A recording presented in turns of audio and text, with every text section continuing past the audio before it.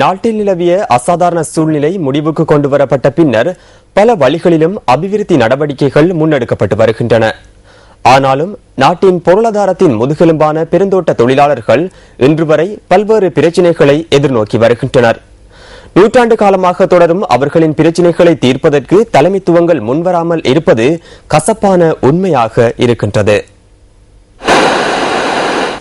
நாட்டின் பொருளாதாரத்திற்கு பாரிய பங்களிப்பை வகிக்கின்ற மலையகம் இயற்கை எழிலோடு பின்னி பிணைக்கப்பட்டிருக்கின்றது.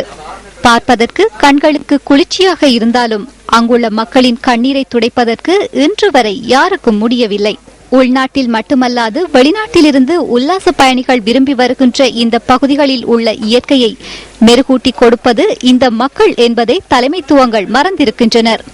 சகல வழிகளிலும் பின்தள்ளப்பட்டிருக்கின்ற இந்த மலையக மக்களின் வாழ்க்கை முறையில் மாற்றம் ஏற்பட வேண்டும். மாத்தளை மாவட்டம் அம்பன்கங்கை கோரளை பிரதேச சபைக்குட்பட்ட கம்மடுவ மேல்பிரிவு தோட்டமே இது. 1950களில் கட்டப்பட்ட லய குடியிருப்புகளில் சுமார் 300க்கும் அதிகமான குடும்பங்களைச் சேர்ந்த 750 பேர் வாழ்கின்றனர். தமக்கான எந்தவித அடிப்படை வசதிகளும் இன்றி பெரும் சிரமத்திற்கு மத்தியில் வாழ்வதாக அவர்கள் தெரிவிக்கின்றனர். வீடு வசதிகள் இல்லை.